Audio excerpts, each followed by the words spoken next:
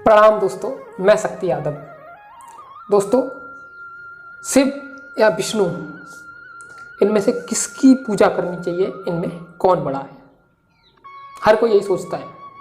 कुछ लोग तो ये भी पूछते हैं कि इन तीनों देवताओं में कौन सबसे बड़ा है, कौन सबसे छोटा है, किसकी पूजा करना लाभकारी है और इनके माता पिता कौन हैं, ये भी बहुत से लोग पूछते हैं। आज की वीडियो में आपको पूरी इन्फॉर्मेशन दी जाएगी, तो निश्चिंत होकर अंत तक वीडियो में बने रहिए, क्योंकि अधूरी जानकारी हर किसी के लिए नुकसानदायक होती है। जिस प्रकार अभिमन्यु को अधूरा ज्ञान चक्रव्यूह का जो था महंगा पड़ा, उसी तरह हर व्यक्ति को अधूरी जानकारी नुकसानदायक होती है। इसीलिए या तो वीडियो को देखिए मत, और देख रहे हैं तो पूरा देखिए, जिससे कि आपको लाभ हो। अधूरी वीडियो देखेंगे तो आप अपना टाइम वेस्ट करके चले जाएंगे, उसमें कोई फायदा नहीं है। तो टाइम वेस्ट ना करते हुए चलिए बात करते हैं। सबसे पहले दोस्तों जान लीजिए, अंड पिंड ब्रह्मांड, ये तीन लोग हैं। इन्हीं तीन लोग कहते हैं ना कि तीन लोग कौन से हैं, तो वो तीन लोग ये हैं, अंड पिंड ब्रह्मांड। इन तीनों लोगों के मालिक काल भगवान हैं, जिन्हें हिंदू ईश्वर कहते हैं, परमात्मा कहते हैं, मुसलमान खुदा कहते हैं और ईसाई उन्हें गॉड कहते हैं। ये तीनों लोगों के कर्ता धर्ता हैं। इन्हीं को संतों ने काल कहा है। इन्हीं के ये दोस्तों तीन पुत्र हैं, जो हैं ब्रह्मा, विष्णु, महेश। सबसे बड़े ब्रह्मा जी हैं, उनसे छोटे विष्णु जी हैं और सबसे छोटे महादेव हैं। इन तीनों पुत्रों को काल भगवान ने, यानी ईश्वर ने, तीन लोगों के मालिक ने सृष्टि का कारोबार सौंप रखा है। और दोस्तों, इन तीनों देवों की, ब्रह्मा विष्णु महेश की माता आद्या महाशक्ति हैं, जिन्हें अष्टांगी या दुर्गा भी कहते हैं, और ये काल भगवान की अर्धांगिनी है। इन तीनों देवताओं में सबसे बड़े पुत्र, इनके उत्पत्ति का कार्य ब्रह्मा जी करते हैं, और उनका वास जो है वो इंद्र द्वार में है। और विष्णु जी जो हैं, उनका कार्य जो है पालन का है, और उनका वास जो है नाभि कमल में है। और भोलेनाथ जो हैं, संहार का काम करते हैं, उनका जो वास है वो हृदय चक्र में है। इन तीनों को उस ईश्वर द्वारा अपना अपना कार्य सौंपा गया है, और ये अपनी ड्यूटी बजाते हैं। और दोस्तों, सही सच्ची बात यह है कि ये तीनों देवता आत्मा का कल्याण नहीं कर सकते, जीव का कल्याण नहीं कर सकते। और इनमें सबसे बड़े जो ब्रह्मा जो हैं, उनकी पूजा होती नहीं है, तो उनसे पूजा का कोई संबंध नहीं है। इसलिए लोग विष्णु जी और ब्रह्मा जी के बारे में पूछते हैं कि इनमें कौन बड़ा है, किसकी पूजा करना उचित है। क्योंकि ब्रह्मा जी को माता ने एक बार श्राप दिया था, इन्होंने माता से झूठ बोला था। अगर आपको इस टॉपिक पे वीडियो चाहिए कि क्यों झूठ बोला और क्यों इनकी पूजा नहीं होती, तो आप हमें कमेंट में बता दीजिए, उस पर एक लॉन्ग वीडियो बना देंगे। तो इसीलिए माता ने जब इनको श्राप दिया, तो ब्रह्मा जी की पूजा इस जगत में नहीं होती है। और दोस्तों, जब इनकी पूजा करने से मुक्ति नहीं है, यानी किसी को मुक्ति नहीं दिला सकते, तो फिर कौन मुक्ति दिला सकता है, ये बता दें। दोस्तों, संत सद्गुरु जो होते हैं, जो सीधे सत्यलोक से आते हैं, जो कि आत्माओं का निज घर है, वो ईश्वर, ब्रह्म, पार ब्रह्म, महाकाल सभी के मालिक होते हैं। और वो आपको, एक जीव को, चाहे मैं हूँ, जीवात्मा होती है, जीव आप हैं, जीव मैं हूँ, ऐसे जीवों को ईश्वर से भी मिला सकते हैं, ब्रह्म से भी, पार ब्रह्म से भी, देवी से भी, देवताओं से भी, सभी से मिला सकते हैं। वो सबके मालिक होते हैं, वो सर्वसमर्थ होते हैं, और वही जीवात्माओं के सच्चे हितैषी और हमदर्द होते हैं। बाकी इस आत्मा का सहायक कोई नहीं होता। देवी देवता आपको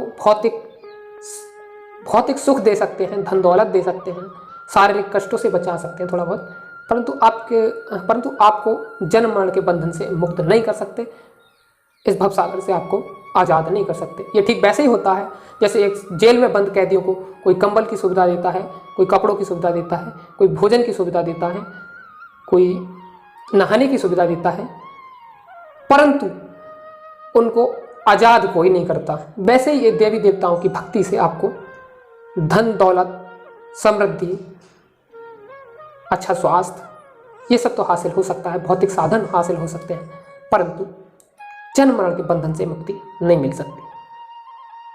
तो दोस्तों याद रखिए, जेल तो जेल होती है, चाहे आपको कितनी भी सुविधा दी जाए। ठीक वैसे ये जन्म मरण का बंधन तो बंधन ही है। तब तक इसको काटा नहीं जाएगा, तब तक आत्मा पूर्ण सुख प्राप्त नहीं कर सकती। इस भवसागर में कोई सुख है नहीं है।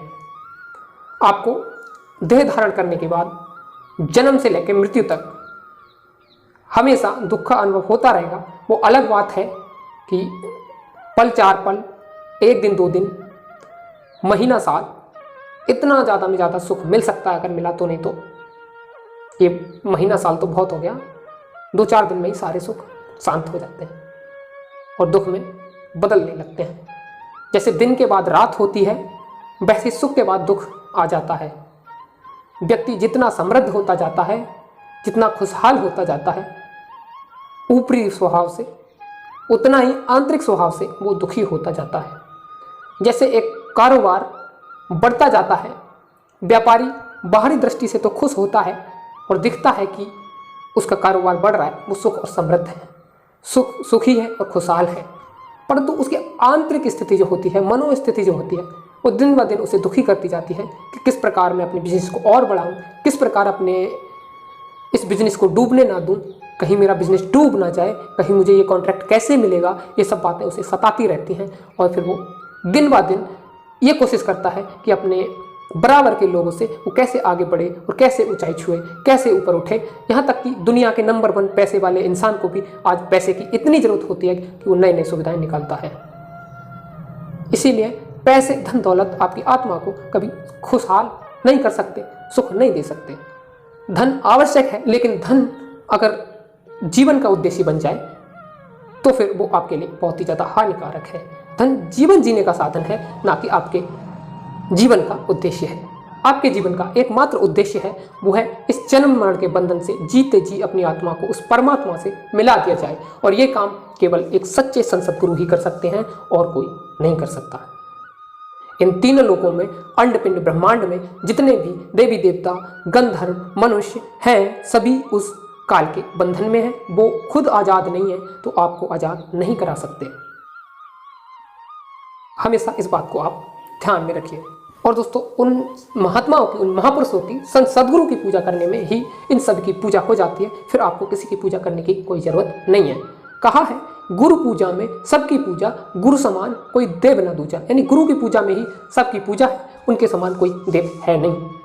गुरु प्रसन्न और सब जग रूठ है, फिर भी उसका रोम ना टूटे।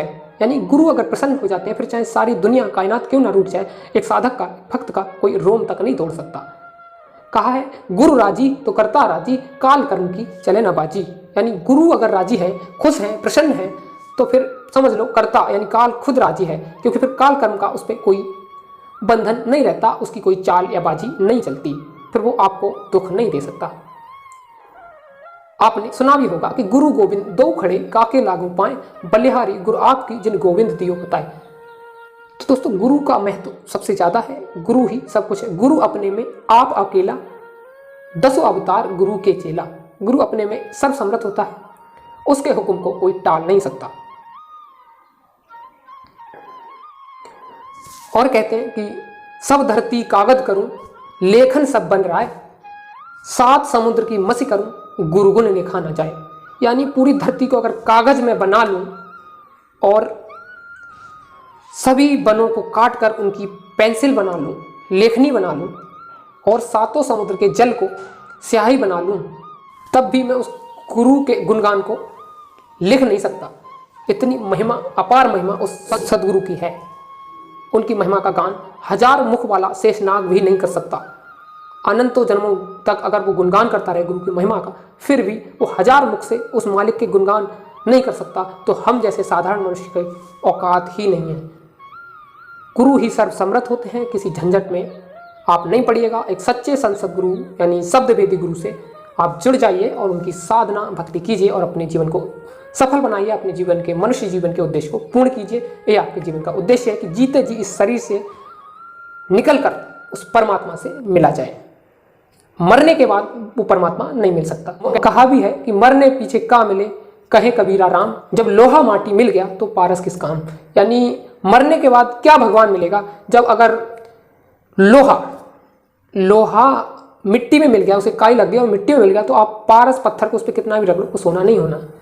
पारस पत्थर का यह गुण होता है कि अगर उसको लोहे से स्पर्श करा दिया तो वो लोहे को सोना बना देता है। दोस्तों आज की वीडियो इतना ही, मैं मिलता हूँ दूसरी वीडियो, तब तक के लिए जय गुरुदेव, अपना ध्यान रखिए।